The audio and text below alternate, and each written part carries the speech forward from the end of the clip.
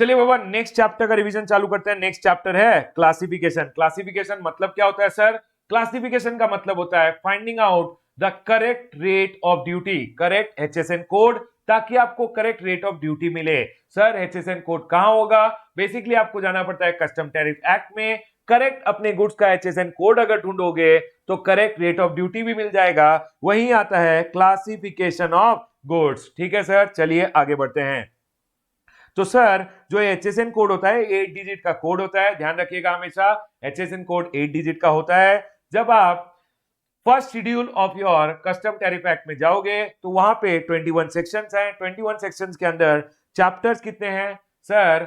98 chapters हैं। Chapters further आप देखोगे हेडिंग्स होता है, मतलब 8 डिजिट में जो पहले 2 डिजिट होते हैं वो होते हैं चैप्टर का, सेकेंड दो डिजिट होते हैं वो होते हैं हेडिंग।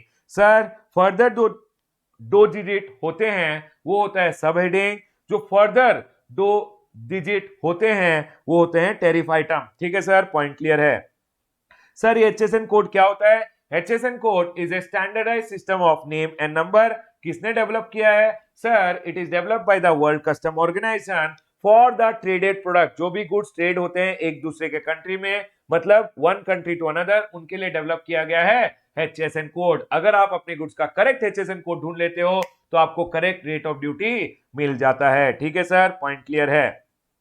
यही बोला है क्लासिफिकेशन में, finding out the correct HSN code of the imported और exported goods in the custom tariff act. उसके बाद मैंने यहां राइट में लिखा है सर कस्टम टैरिफ एक्ट को डिवाइड किया गया है first schedule and second schedule में। फर्स्ट शेड्यूल में इंपोर्ट ड्यूटी के रेट है, सेकेंड शेड्यूल में एक्सपोर्ट ड्यूटी के रेट है। जब आप कस्टम टैरिफ एक्ट पढ़ते हो तो आप देखोगे उसमें है 5 column, 5 column. Yes Baba, tariff item, description, unit, standard rate of duty and preferential rate of duty, 5 column होते हैं। सर ये स्टैंडर्ड यूनिट ऑफ क्वांटिटी क्या होता है? सर ये जो यूनिट होता है इसको बोलते हैं standard unit of quantity. It's a unit of measure prescribed in column number 3 of the first schedule. It facilitates the collection and comparison and analysis of trade statistics. Unit कैसे indicate किया जाता है? It is indicated as G, G मतलब grams, U मतलब number, etcetera. ठीक है sir. जब आप कस्टम टैरिफ एक्ट देखते हो तो सर कस्टम टैरिफ एक्ट में जब आप क्लासिफिकेशन करते हो तो होता है कुछ एक्सप्लेनेटरी नोट एंड कुछ जनरल रूल्स ऑफ इंटरप्रिटेशन। तो सर क्या क्या होता है? 2 चीजें होती हैं, general rules of interpretation and explanatory note. Sir explanatory note क्या होता है? मैंने नीचे दिया है। एक्सप्लेनेटरी नोट होता है डैश। डैश का मतलब क्या होता है? डैश मीन्स सब classification of article covered by the heading. का जो आर्टिकल होता है उसको डैश से डिनोट किया जाता है।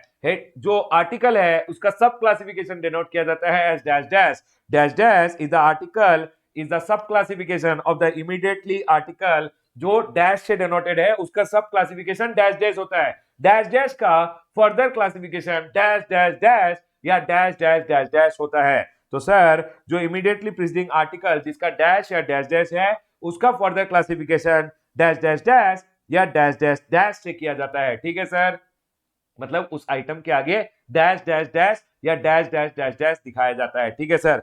उसके बाद जब आप कस्टम टैरिफ एक्ट पढ़ोगे तो उधर परसेंटेज है। Percentage of what? तो इन्होंने बोला है percentage of the value of the goods under section number 14। Sir आप जब कस्टम टैरिफ एक्ट देखोगे तो उधर standard rate and preferential rate दोनों रहते हैं। सर अगर प्रेफरेंशियल रेट नहीं है, अगर प्रेफरेंशियल रेट नहीं है तो बेटा स्टैंडर्ड रेट यूज कर लेना। Standard rate is applicable if preferential rate is unavailable. ये होते हैं 3 एक्सप्लेनेटरी नोट जो कभी कभी एग्जाम में पूछ लेते हैं। उसके बाद आता है general rule of interpretation. General rule में पहला रूल आता है कि सर आप जब टाइटल पढ़ते हो सेक्शन का या चैप्टर का या सब चैप्टर का, those are only for ease of reference. Sir उसका कोई लीगल फोर्स नहीं है। अगर आपको क्लासिफिकेशन करना है for legal purpose you should always go ahead and do classification by reading the terms of the heading. Heading का नाम पढ़िए, सेक्शन एंड चैप्टर नोट पढ़िए, उसके बाद क्लासिफिकेशन कीजिए। If unable to go ahead and classify using this rule, rule number 1 के हिसाब से, मतलब सेक्शन नोट, चैप्टर नोट या हेडिंग पढ़ के अगर आपको समझ में नहीं आया तो बेटा रूल नंबर 2 to 5 अप्लाई करना। सर ये section note and chapter note क्या होता है? Section note and chapter note section और चैप्टर के बिगनिंग में दिया होता है and these are part of the statute. They have legal authority in determining the classification of the goods. उसके बाद रूल नंबर 2 आता है, अगर रूल नंबर 1 से basically section note, chapter note या सर हेडिंग पढ़ के आपको समझ में नहीं आया, क्लासिफिकेशन नहीं कर पाए, तो बेटा रूल नंबर 2 में चले जाना। रूल नंबर 2A बोलता है, अगर समझ लीजिए कोई आइटम आया है इनकम्प्लीट, अनफिनिश्ड, अनअसेंबल्ड, डिसअसेंबल्ड, मतलब CKD, SKD, complete knockdown and semi knockdown situation में आया है, तो सर जो हेडिंग है, heading always includes an article incomplete, unfinished, unassembled और डिसअसेंबल्ड, मतलब उसको कंप्लीट आइटम के हेडिंग में ही क्लासिफाई कर दीजिएगा अगर उसमें कैरेक्टरिस्टिक है ऑफ द कंप्लीट आर्टिकल। तो सर अगर समझ लीजिए कार विदाउट सीट आया है, कार में क्लासिफाई कर दीजिए। अनअसेंबल्ड साइकिल्स आए हैं, डिसमेंटल्ड साइकिल को साइकिल में ही क्लासिफाई किया जाएगा।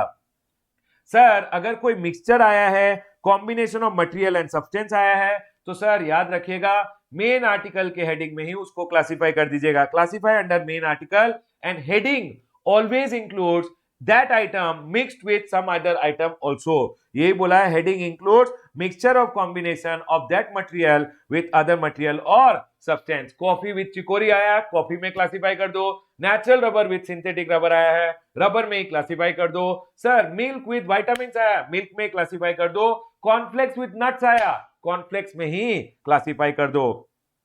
सर रूल नंबर 2B के हिसाब से क्लासिफिकेशन नहीं कर पाया या कोई और रीजन है, मैंने रूल नंबर 1 और 2 में ट्राई किया नहीं हुआ, तो बेटा अगर नहीं हुआ तो हमेशा याद रखिएगा रूल नंबर 3 बोलता है एक प्रोडक्ट अगर 2 या 2 से ज्यादा हेडिंग में क्लासिफाइबल है तो कोई बात नहीं, एक काम करना, हमेशा प्रीफर करना specific heading over general. Sir bag आया है, उसको बैग में क्लासिफाई करूं या लेदर का बैग था इसलिए लेदर आइटम में, तो बाबा स्पेसिफिक इज लेदर बैग, तो इट्स ए बैग, तो बैग में क्लासिफाई कीजिएगा। ठीक है सर, पॉइंट क्लियर है। उसके बाद आगे बढ़ते हैं। समझ लीजिए एक इलेक्ट्रॉनिक शेवर आपने मंगाया है, तो sir it will be classified as an electronic shaver, और अगर उसका जनरल हेडिंग है इलेक्ट्रॉनिक आइटम, वहां क्लासिफाई करोगे बेटा इलेक्ट्रॉनिक शेवर या इलेक्ट्रॉनिक ट्रिमर। अगर स्पेसिफिक हेडिंग है तो specific should always be preferred over general heading.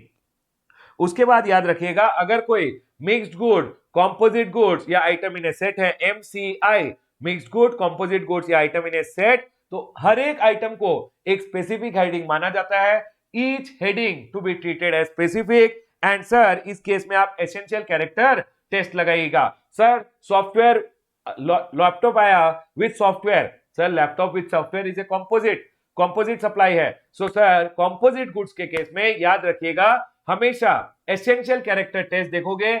Essentially sir laptop है, सॉफ्टवेयर तो बस उसमें डाला हुआ है to be classified under laptop. Book आया, बुक के साथ एक CD आई है, तो प्रिंसिपली ये बुक है तो to be classified under book. Software मंगाया, साथ में मैनुअल आया, to be classified under software, क्योंकि essential character test, essential character कौन सा हेडिंग दे रहा है, सॉफ्टवेयर का हेडिंग दे रहा है, to be classified under software. Mixed, composite and item in set में आपको हमेशा देखना है classify as if it consists of material on component which gives the essential character. Software loaded in a laptop is a composite supply and sir classifiable as laptop. sir समझ लीजिए ये आपने car मंगाया इंडिया के बाहर से, passenger भी जा सकते हैं, गुड्स भी जा सकते हैं। अब इस केस में आप बोल रहे हो कि सर इट इज क्लासिफाइबल अंडर दो हेडिंग आपने ढूंढ लिया, दोनों में क्लासिफाइबल है।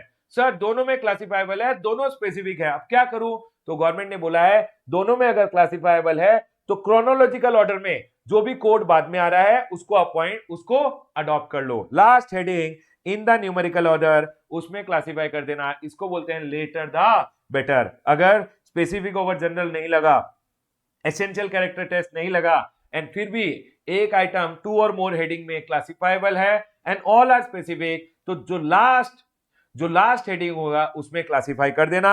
मैंने यहां महिंद्रा इंपेरियो का एग्जांपल दिया है। उसके बाद रूल नंबर 4 आया। रूल नंबर 4 बोला कि सर आपने कुछ इंपोर्ट किया, उसका हेडिंग अवेलेबल ही नहीं है, तो सर उसका हेडिंग अगर अवेलेबल नहीं है तो सिमिलर हेडिंग के अंडर क्लासिफाई कर देना। यहां एग्जांपल मैंने दिया है, अगर आपने प्लास्टिक फिल्म्स फॉर कार मंगाए हैं, it is to be classified under builder wares of plastic shutter, क्योंकि प्लास्टिक फिल्म से धूप नहीं आती, बिल्डर वेयर और प्लास्टिक शटर से भी धूप नहीं आती, तो दोनों एक ही तरह का काम कर रहे हैं, इसलिए प्लास्टिक फिल्म को अंडर प्लास्टिक शटर ही क्लासिफाई कर दिया जाएगा कि प्लास्टिक शटर ही है और वही रेट लग जाएगा। ठीक है सर। अगर सर पैकिंग केसेस कंटेनर या मटेरियल अगर मंगाया है, समझ लीजिए camera, necklace, gun, drawing instrument के केसेस है, those are specifically shaped and और fitted to contain specific article or set of article and it is suitable for long term use and presented with the intended article. तो sir you have to go ahead and classify it along with the specific article. कैमरे को कैमरे के case के साथ, कैमरे के case को कैमरे के साथ क्लासिफाई कर देना, नेकलेस के बॉक्स को नेकलेस के साथ ही क्लासिफाई कर देना। ठीक है सर, पॉइंट क्लियर है। उसके बाद बोला है अगर आपने पैकिंग मटेरियल और container of a kind normally used, आम के साथ आम की पेटी आई है तो बाबा आम के साथ ही पेटी को क्लासिफाई कर देना। वही बोला है आम के साथ आम का अगर बॉक्स आया है तो अलोंग विद द आम उसको आप क्लासिफाई कर देना। If it is presented with the goods classify along with the goods. ठीक है सर, लेकिन ये रूल एप्लीकेबल नहीं है। अगर ड्यूरेबल कंटेनर्स है तो उसको सेपरेटली क्लासिफाइबल है। अगर ऐसा कंटेनर है which gives the whole its essential character, sir gun के साथ गन का गोल्ड बॉक्स आया है, सर समझ लीजिए एक नेकलेस के साथ डायमंड का केस आया है तो बाबा those are to be classified separately because it gives the whole container its own essential character. Yes sir, point clear है। चलिए रूल नंबर 6 क्या बोलता है? रूल नंबर 6 बोलता है क्लासिफिकेशन ऑफ सब हेडिंग। हेडिंग के लिए तो 1 to 5 मैंने बता दिया, अब सर सब हेडिंग के लिए क्या बोल रहे हैं? अगर सब हेडिंग का क्लासिफिकेशन में भी कोई प्रॉब्लम आ रहा है तो सर पहले terms of the sub heading पढ़िए, मतलब सब हेडिंग का नाम पढ़िए, उसके बाद अगर सब हेडिंग के नोट्स है तो वो पढ़िए। अगर फिर भी क्लासिफाई नहीं कर पा रहे हो, रूल नंबर 1 to 5 अप्लाई कर दीजिए मोटाटेस मोटेंडेस, जैसे हेडिंग के लिए लगाया था वैसे सब हेडिंग के लिए भी लगा दीजिए। उसके बाद आता है प्रोजेक्ट इंपोर्ट। सर ये प्रोजेक्ट इंपोर्ट्स क्या होते हैं? याद रखिएगा अगर आपने एक नए प्रोजेक्ट के लिए या expansion of a project greater than equal to 25% of the existing project, मतलब एक नया प्रोजेक्ट या एग्जिस्टिंग प्रोजेक्ट को आप ग्रुप बढ़ा रहे हो कितना सर? एटलीस्ट 25%, तो उसको हम बोलते हैं project import. Sir project import के लिए जो भी आप इंपोर्ट करोगे सारे item under one heading 9801 classifiable होंगे।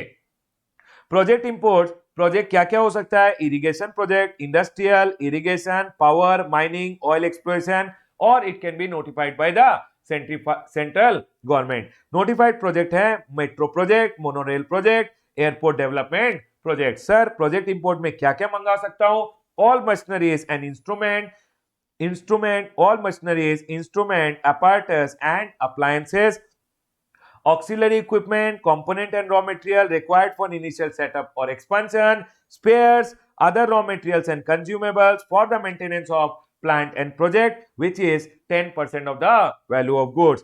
सर इसका ट्रीटमेंट क्या होगा? प्रोजेक्ट इंपोर्ट के लिए जो भी आइटम लाओगे all imports to be classified under 9801 basic custom duty SWS plus IGST at the rate of 18% लगेगा। उसके बाद एक पॉइंट है मार्केट और ट्रेड पैरेलल थियरी। सर ये मार्केट और ट्रेड पैरेलल थियरी क्या होता है? हमेशा याद रखिएगा, समझ लीजिए एक आइटम है जो जिसका डेफिनेशन नहीं दिया हुआ है, कहीं पे भी कस्टम टैरिफ एक्ट में, सेक्शन नोट, चैप्टर नोट्स में कहीं भी आपको नहीं मिला, समझ लीजिए, तो सर उसको आप कैसे क्लासिफाई करोगे? उसके लिए बोला है अगर कोई आइटम है जिसका डेफिनेशन नहीं दिया हुआ है तो उसको आप क्लासिफाई कर देना as per the common understanding by trade, by dealers और कंज्यूमर।